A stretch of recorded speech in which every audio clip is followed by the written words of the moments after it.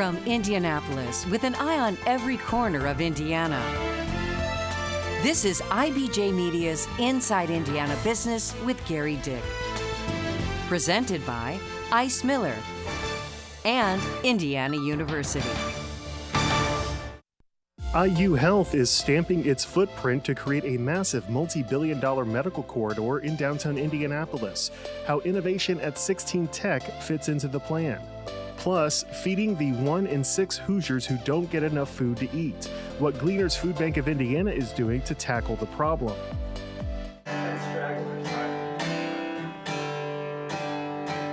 And the Jim Irsay collection hits Lucas Oil Stadium, a kickoff to the Colts season with the likes of Mellencamp, Buddy Guy, and Hart legend Ann Wilson. It's all ahead on this week's Inside Indiana Business. Hello and welcome to Inside Indiana Business. I'm Gerry Dick. It has been talked about, dreamed about for decades, a health and life sciences corridor near downtown Indianapolis. And with billions of dollars of investment now in place or under construction, there are indications those dreams are moving toward reality. IU Health well underway in its construction on a planned $2 billion hospital and medical campus along West 16th Street, one of the largest hospital projects in the entire nation. It is a nearly 50-acre site expected one day to be home to more than 6,000 employees. Not far from that project is what is envisioned as the anchor of the corridor, the $500 million 16 Tech Innovation District. That's a project that spanned 4 mayoral administrations and is now a hub for research, technology, and entrepreneurship, all designed to attract and keep scientific talent and professionals in Indianapolis. In fact, some suggest 16 Tech can be an anchor for a 65-mile high-tech corridor extending all the way to Purdue University. And at the helm at 16 Tech during this transformational time, the new president and CEO, Emily Krueger, who just took over after Bob Coy retired. Business of Health reporter Kylie Valletta here now with her conversation and a vision for the future. Kylie. That's right. It's really starting to take shape downtown. Well, the CEO role is new to her. Krueger has been part of the team at 16 Tech since 2018 as Chief Operating Officer. The life sciences and medical innovation sector is only a piece of 16 Tech, but it's a major strength. The Indiana Biosciences Research Institute is headquartered there and has shared wet labs, the only place in central Indiana where life sciences startups have access to that type of lab space. And with IU Health's medical corridor project well underway downtown, 16 Tech will serve as a major connector. That link will soon be made even stronger. In just a matter of days, crews will break ground on a new bridge connecting 16 Tech's mission to the vision for the new medical corridor. Well, we're right at the center of it. You mentioned IU Health to our north, IU School of Medicine to our south. Roughly 25% of the tenants that are currently located in 16 Tech are in the life sciences or adjacent to healthcare.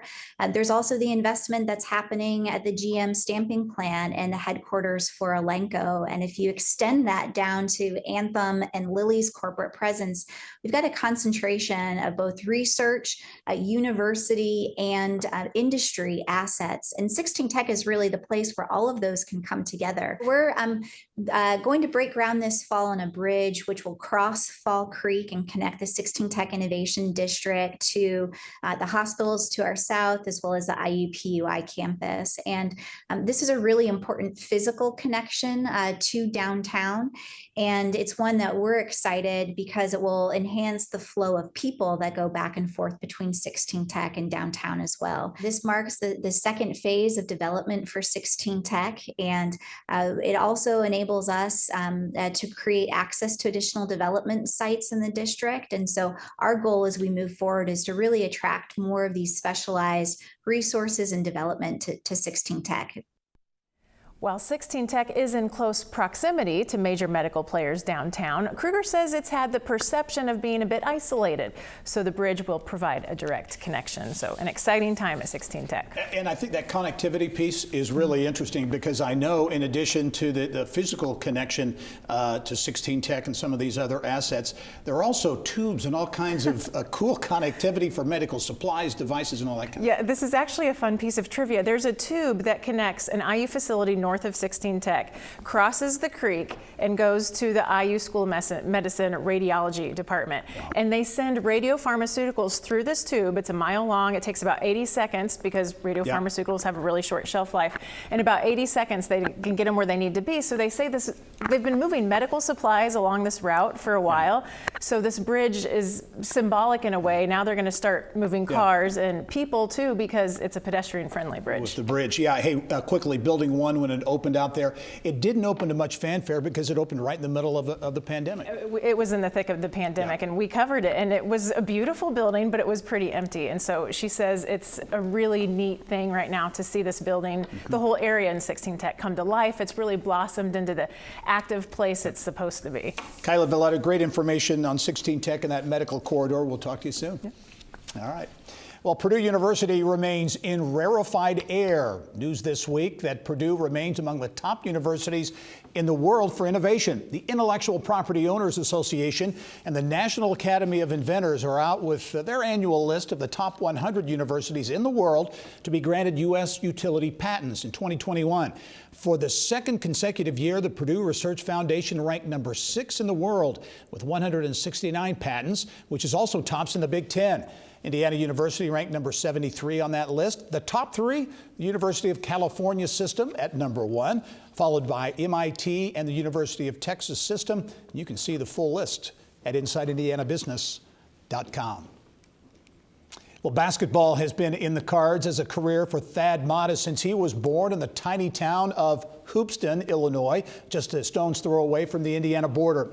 He's my guest on the next Business and Beyond podcast. Matta returns to the bench as Butler's head coach this season after health issues forced him away from the game he loves for several years.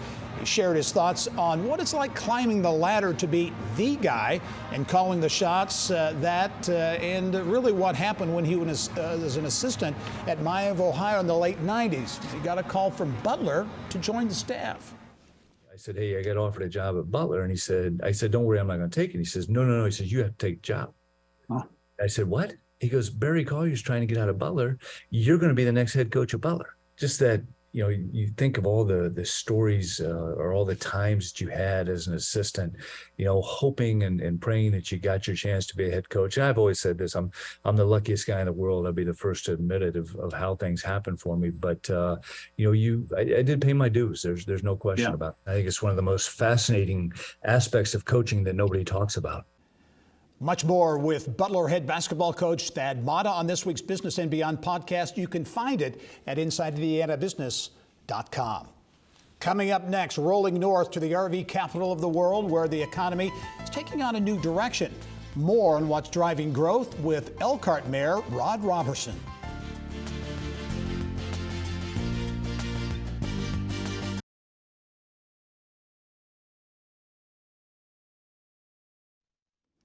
Well, there are increasing signs that ELKHART is about more than RVs. From the refurbished historic Hotel ELKHART to major riverfront development to a new aquatic center, the RV capital of the world is changing. With more on what's fueling the economic momentum there, I'm pleased to be joined by ELKHART Mayor Rod Roberson, who joins me from his office in ELKHART. Mayor, thanks for joining me.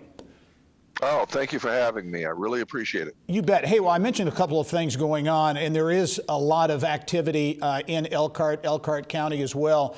The Wall Street Journal recognized ELKHART as the #1 emerging market in the country for housing. So you're getting national attention now. What's fueling this momentum? Well, it's a couple of things, quite frankly. The indices that they use in order to create that designation, one we're very proud of, but it really speaks to the amenities that have occurred in ELKHART even before I took the baton as mayor. We have changed our way of looking at economic development like most legacy cities, meaning cities that were huge manufacturing. We do contribute to the manufacturing equation in the state, and we do well with it. But what's important is that amenities drive that. Yeah. And what has occurred with those amenities and those indices that Wall Street Journal has used is that the things that we're doing for quality of place, quality of life is starting to really reap benefit to bringing companies here as well as individuals to live here. And so these designations are a product of that. Yeah, interesting. I know you use some regional cities money for some of the activity up there, again, along the riverfront, number of projects. You mentioned the RV sector, so important to that region and will continue to be so, but you're really diversifying. That the RV piece continues to be important, but kind of diversifying the economy. It's important that we do. RVs and the suppliers, don't forget the suppliers. The RV industry, the OEMs and the suppliers have driven us for many decades. And we obviously want to make sure that we continue to keep them robust and strong. But what has occurred is that because of that relationship, the suppliers have gained momentum so that they are really providing diversification opportunities for many of the industries. And so when you combine what we've done with quality of place with the supplier base, we are seeing burgeoning industries and medical supply companies that actually use some of the same materials that the RV industry use. We've seen Amazon, which is obviously going to build one of their largest distribution centers east of the Mississippi, right here in Elkhart, and it's so important to us because logistics is basically a hidden gem for Elkhart. We sit right in the middle of 4 major metropolitan hubs in the Midwest, and we carry products to and from in such with efficiency. So we have companies like Amazon that look at us from a logistical standpoint, but also from the standpoint of how our industry or how our relationship to those hubs help them be able to move their products. So we're getting logistical companies that are actually coming outside of Amazon and asking for warehouse space, asking whether or not there are opportunities to locate here as well. I know Amazon came to you with that opportunity. So a lot happening in Elkhart. Mayor Roberson, really appreciate you taking the time. Look forward to visiting with you soon up north. Look forward to having you. We have a wonderful 100-year hotel that will sleep you so well. The Elkhart Hotel is waiting for you, Gerry. Okay, great. Mayor, thanks very much. Have a great weekend. Well, it's time now for Eye on Education. Students pursuing a career in the hospitality industry at Ivy Tech Community College in Bloomington, they're getting some real-life experience at French Lick Resort. The school has entered a partnership with the resort to offer paid internships starting with the fall semester. The internship is for students enrolled in the Hospitality Administration and Culinary Arts and Baking and Pastry program. The resort includes 2 4-diamond historic hotels, 2 golf courses, 2 spas, and more than a dozen food and beverage venues. It also has a casino, and importantly, this paid work experience counts toward an associate degree. The National Science Foundation has awarded a 5-year grant to Ball State University's College of Sciences and Humanities. The $750,000 grant designed to increase retention and graduation rates among academically talented and low-income students in chemistry and biology. The foundation will provide scholarships to 16 undergraduate students. Ball State says it will focus on students from Muncie Central High School, the Indiana Academy for Science, Mathematics, and Humanities, and Burris Laboratory School. Well, the Cam and Schellinger Brewery in Mishawaka, a blast from the past of a once thriving area along the riverfront there. Why it landed on Indiana's 10 most endangered list again this year, and how it could be saved. That's coming up.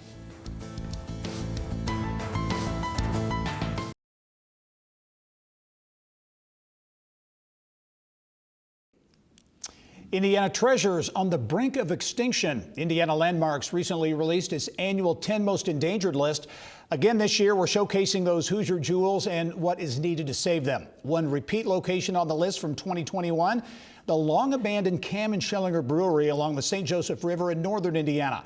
Around Indiana reporter Mary Rachel Redmond has more from Mishawaka. One beautiful beer. The oldest known recipe in the world is beer. A dry beer, a mellow beer, a hearty beer. In fact, some historians even credit the cold one with the rise of civilization itself. For thirst-quenching refreshment. So one could argue America's earliest breweries should be considered hallowed ground, especially if they're still standing.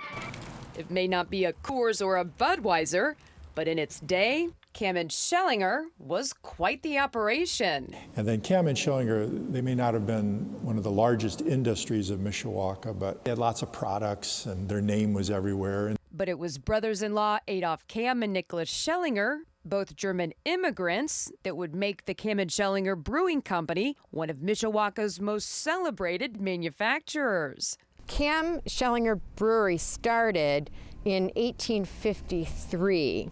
The Cam family, there are two houses.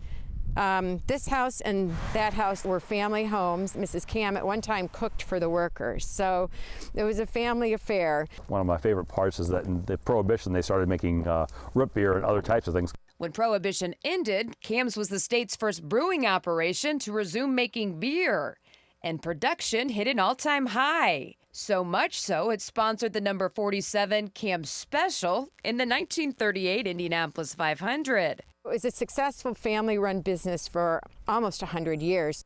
But the prosperity wouldn't last. In 1951, the brewery permanently closed. It would see new life, though, in the late 60s, when developers adapted the site into a popular complex of shops and restaurants known as the 100 Center. It was the place to be until the 1980s, when the new malls were built up north of town, and kind of the energy shifted, and this has kind of been a slow decline since then. We're not able to get inside the building, so even as a city, because we have an out-of-town owner, so we don't know the situation with the state of the building inside. But structurally, it still looks pretty darn good. It's solid masonry. You've got a building built out of brick and concrete. You've got this piece that's kind of coming off, and behind it, you've got these metal bars kind of blocking windows. these. A lot of different things going on back here, which I think is part of the fun of this site. And to me, the best part is the fact that this is on the St. Joseph River. It's an amazing location. We talked about the river was part of what really ran the factory.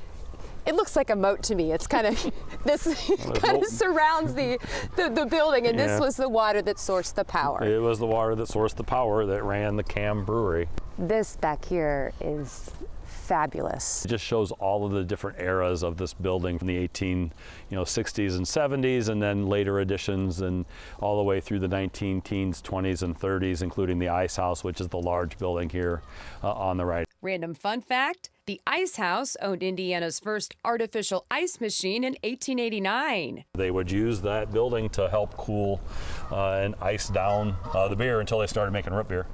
And that was for Prohibition. That was Prohibition. Yeah, root beer had to do something.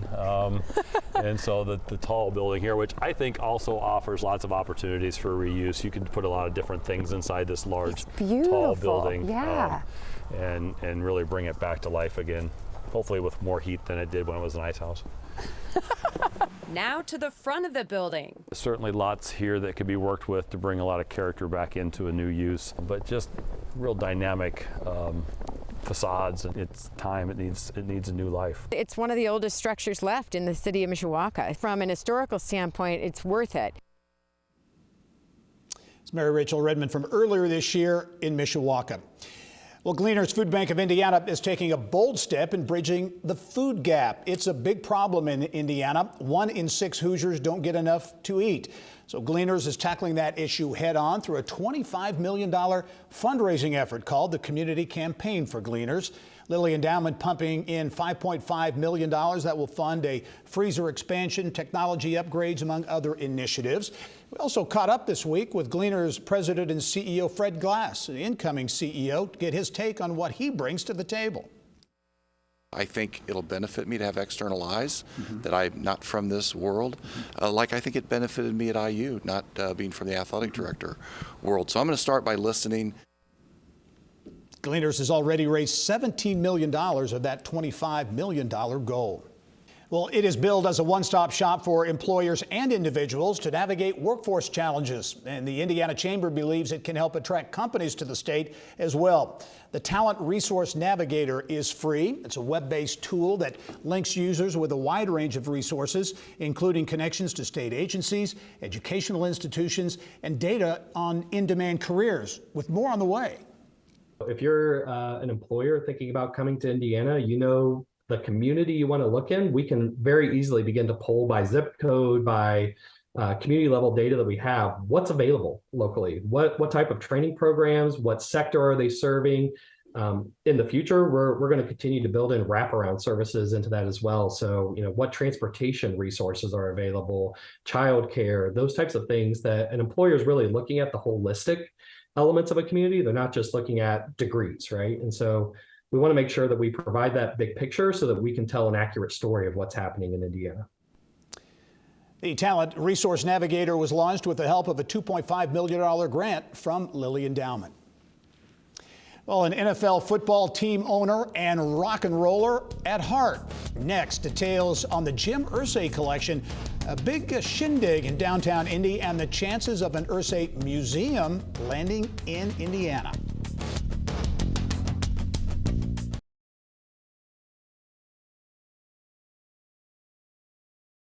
But what do you get when you put John Mellencamp, Buddy Guy, and Hart's Ann Wilson on stage for a jam session with the owner of an NFL team? Well, you get the Jim IRSAY Band, the Colts owner putting on a star-studded musical event to kick off the NFL season at Lucas Oil Stadium. The IBJ's Dave Lindquist joins us now to explain how this is part of maybe a bigger picture. Dave, coming to us from the IBJ headquarters downtown. Dave, the talent at this show was really great, especially for a free event. It was a pretty star-studded event. So the drummer in this band is Kenny Aronoff, an IU grad who played with John Mellencamp for many years. And I talked to Kenny the other day, and I was slightly surprised when he said that he's known Jim IRSAY for 35 years. And he said Jim IRSAY cares about music as much as he cares about football.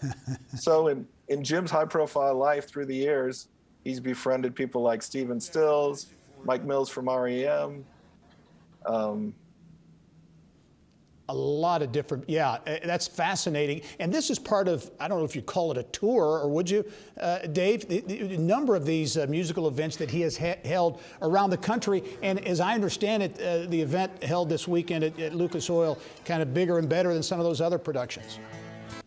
Right. So in addition to befriending musicians, Jim IRSAY has spent the last few years amassing a one-of-a-kind collection of pop culture artifacts. Guitars previously owned by all members of the Beatles, Ringo Starr's drum kit from 1964, David Gilmour's guitar, a guitar owned by Prince, and a guitar owned by Kurt Cobain of Nirvana. And since last summer, he's been taking it to cities across the United States and showing it off. Yeah. Hey, well, I want to talk about that because I talked with Jim IRSAY on my Business and Beyond podcast earlier this year, and he talked about the collection and his interest, at least at the time, in creating a standalone museum for it. Here's what he had to say. $100 million of artifacts and different things into this facility. And I'm not looking to make money, but it has to be displayed, shown the right place. And if it doesn't work out, I can't keep it in the city or state. I have to go to Nashville or Austin, and I don't want to. All right, Dave, you're hearing, though, that maybe that permanent location for a museum isn't in the cards now. What are you hearing on that front? So I think the acknowledged perception when he started the tour is that he was auditioning cities for a museum. Indianapolis, of course, a lot of people in town would love to have it. It would be quite an asset for the city. But he gave an interview in New York a few weeks ago where he kind of tweaked that idea. I think he's having such a great time playing music with these world-class musicians that he's talking about kind of an open-ended tour. So we'll see where that goes. Dave, we're out of time right now. Thanks for joining us. It's all the time we have for this week's show. We'll see you next week.